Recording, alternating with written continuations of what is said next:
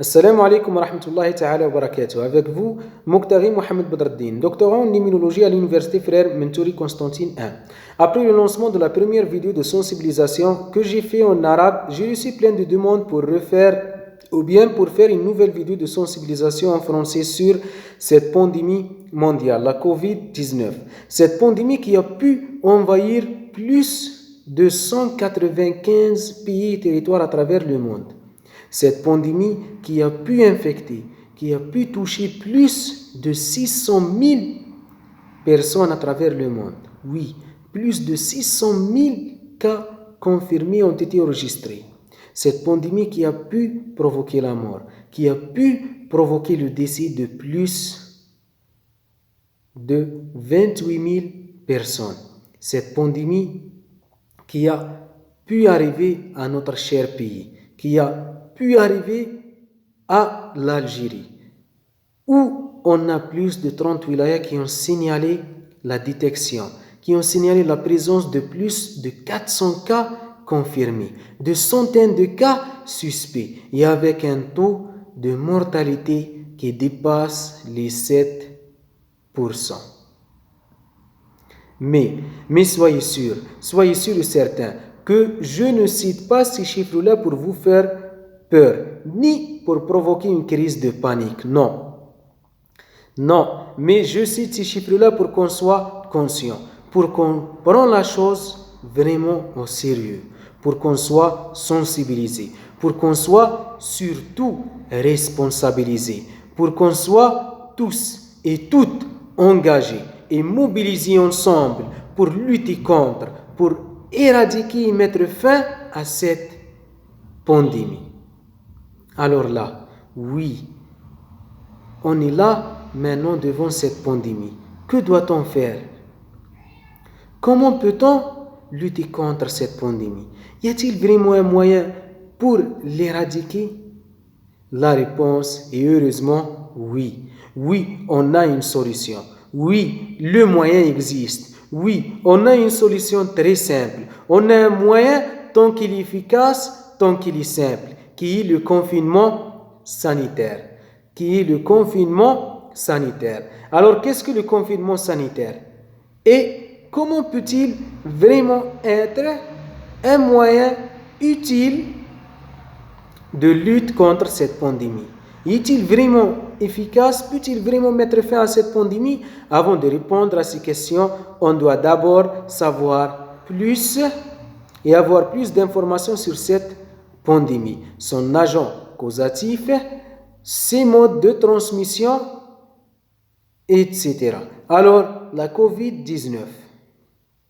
Le terme COVID-19 vient de Coronavirus Disease 19. Donc, ils ont pris le CO de Corona, le VI de virus ou bien virus en français, et le D de disease qui veut dire maladie en français, et le 19 qui se réfère à l'année de la première apparition ou bien de la première détection de cette pandémie qui date de la fin du mois de décembre 2019. Alors, quel est l'agent causatif de cette pandémie? Cette pandémie est causée par un virus qui appartient au genre des coronavirus, qui est le coronavirus SARS-CoV-2. Avant de continuer, on doit d'abord se mettre d'accord sur la définition du concept virus. Qu'est-ce qu'un virus? Est-ce que le virus est considéré comme un être vivant? Est-ce que le virus est considéré comme un micro-organisme vivant? Est-ce que le virus est considéré comme un microbe? La réponse est non. Oui, le virus n'est pas considéré comme un être vivant. Le virus n'est pas un micro-organisme vivant. Le virus n'est pas un microbe pour une simple raison, puisqu'il est incapable de se reproduire seul. Et pour cela, on dit que le virus est une particule. Et puisqu'il est invisible à l'œil nu, on dit que le virus est une particule microscopique. Et comme on vient de dire qu'il est incapable de se reproduire seul, donc il doit être infectieux. Il doit infecter un autre être vivant et qu'on appelle également hôte pour qu'il puisse se reproduire. Et pour cela, on dit que le virus est une particule microscopique infectieuse. Le virus est une particule microscopique infectieuse. Donc, pour se reproduire, on a dit qu'il doit infecter un autre être vivant qu'on a appelé hôte et qui est le plus souvent une cellule. Chez l'être humain, notre coronavirus SARS-CoV-2, il peut infecter quel type de cellule chez l'être humain? Quel est son hôte chez l'être humain? Son hôte, sa cellule cible chez l'être humain est la cellule pulmonaire. C'est les cellules du poumon. Et pour cela, il a un mode de transmission, de contagion qui est principalement respiratoire. Notre coronavirus SARS-CoV-2, selon les dernières recherches établies, est un virus de très grande taille. Et qui se précipite rapidement. Et qu'il ne peut pas être transporté dans le ciel, avec le vent par exemple. Donc il a tendance à précipiter très très rapidement. Alors sur le plan structural, notre coronavirus SARS-CoV-2 possède un génome qui est de type ARN, génome c'est-à-dire l'ensemble du patrimoine génétique. C'est un virus enveloppé qui a une enveloppe virale qui est formée par des lipides et des protéines virales et une coque plutôt qu'on appelle capside et qui a une structure qui ressemble à la couronne solaire et déjà d'où il a pris son nom coronavirus ou virus à couronne. Donc on vient de dire que notre coronavirus SARS-CoV-2 n'est pas considéré comme un être vivant, qu'il ne peut pas se reproduire loin de son hôte. Alors là, on a une question très très importante et très pertinente à poser. Est-ce que le coronavirus SARS-CoV-2 peut survivre loin de son hôte? La réponse est oui. Le coronavirus SARS-CoV-2 peut survivre, peut rester intact, peut résister loin de son hôte, mais, et j'insiste sur le mais pour une courte durée. Le coronavirus SARS-CoV-2 peut survivre loin de son hôte pour une courte durée. Cela dépend de deux choses. La première chose est la nature de la surface sur laquelle se précipite. La deuxième chose, ce sont les différents facteurs physico-chimiques. Par exemple, la température et le pH, etc. On cite comme exemple, notre coronavirus SARS-CoV-2 peut résister sur la peau, sur nos mains par exemple, pour une période jusqu'à 20 minutes. Alors que sur des surfaces métalliques, jusqu'à 10 heures. Très bien. Donc on vient de dire que notre coronavirus SARS-CoV-2 ne peut pas se reproduire seul et ne peut pas survivre loin de son hôte que pour une courte période. Alors la question qui se pose là maintenant, comment ce virus a pu être transporté à travers tout le monde, pratiquement à travers tout le monde? Comment il a pu arriver, il a pu infecter des personnes dans tout le monde? Comment il a pu propager de cette manière, d'une manière très rapide et très efficace? La réponse est que ce virus a été transporté de sa niche initiale, de sa niche primaire qui était un marché dans la ville de Wuhan en Chine et exporté vers tout le monde à travers des personnes porteuses. Donc, ce sont ces personnes porteuses qui ont exporté ce virus vers tout le monde, pratiquement vers tout le monde. Et ce sont ces personnes porteuses qui sont les responsables de la transmission de cette contagion. Alors, une personne saine, elle peut rattraper la contagion suite à deux modes. Le premier mode de transmission de contagion est la transmission directe, c'est-à-dire en entrant en contact direct avec une personne porteuse, en inhalant les gouttelettes respiratoires expectorées par cette personne porteuse via la toux ou l'éternuement. Sinon, en parlant de très près avec cette personne porteuse ou cette personne porteuse est en train de parler fort ou bien de crier. Donc, ces gouttelettes qu'on va inhaler, ces gouttelettes expectorées de la personne porteuse qui vont être inhalées sont des gouttelettes qui sont très riches et pleines du virus, de ce coronavirus SARS-CoV-2, et en inhalant ces gouttelettes, le virus va s'installer dans notre système respiratoire. Il va donc infecter nos cellules pulmonaires. Sinon, cette personne saine, elle peut être infectée par ce coronavirus d'une manière indirecte, suite à un contact physique, soit avec une personne contaminée, par exemple, suite à un poignet de main ou bien embrassade. Sinon, en entrant avec en contact physique avec un objet contaminé, qui peut être, par exemple, un poignet d'une porte, ou bien, peu importe, n'importe quel objet contaminé, qui peut être, par exemple, un des objets d'une personne porteuse. Ensuite, la contagion va arriver à la personne saine en utilisant sa main qui est devenue maintenant contaminée suite à ce contact physique, en utilisant nos mains et en touchant soit notre bouche, notre nez ou bien nos yeux. Et on sait très bien que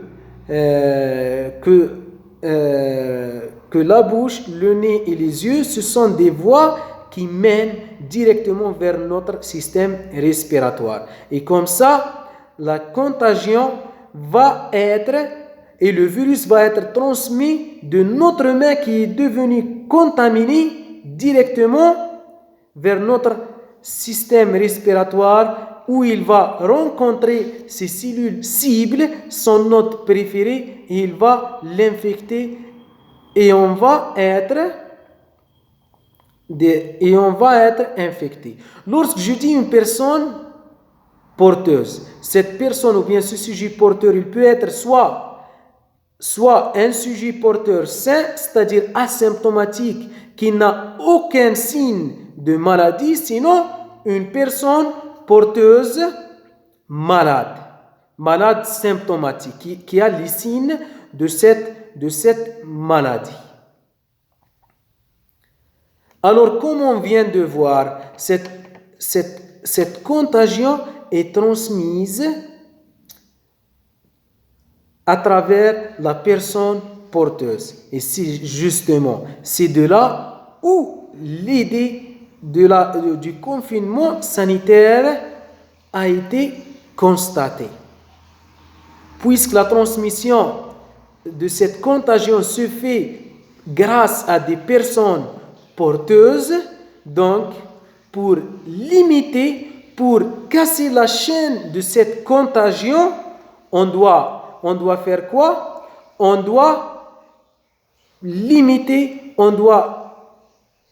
éliminer tout contact entre une personne saine et une personne porteuse. Et pour cela, le confinement sanitaire est le meilleur outil et la meilleure solution de lutte et d'éradication de cette pandémie. Alors, qu'est-ce que le confinement sanitaire? Le confinement sanitaire est une mesure sanitaire, est une stratégie de gestion de risque qui est utilisée en cas d'épidémie et des maladies émergentes, des maladies infectieuses. Le confinement sanitaire, il désigne l'ensemble des mesures. Quelles mesures? L'ensemble des mesures d'hygiène et de distanciation sociale. Donc, lorsqu'on parle de confinement sanitaire, on est en train de parler de deux choses. Des mesures d'hygiène d'une part et de distanciation sociale. Donc, quelles sont les mesures d'hygiène qu'on doit appliquer dans le confinement sanitaire? Donc, les mesures d'hygiène, ce sont les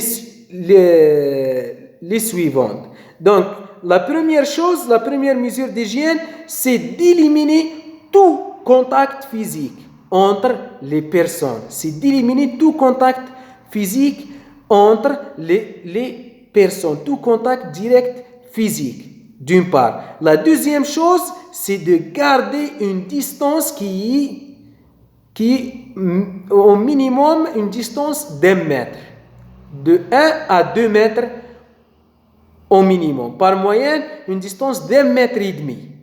Donc entre le moi et n'importe quelle personne. Donc on doit laisser cette distance de sécurité.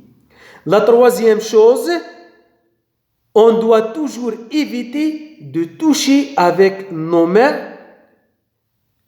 On doit éviter de toucher avec nos mains qui peuvent être ou bien qui sont peut-être contaminés par un virus, qui ont rattrapé un virus quelque part. On doit éviter de toucher avec nos mains, notre bouche, notre nez ou nos yeux avant de les désinfecter. Avant de les désinfecter par quoi?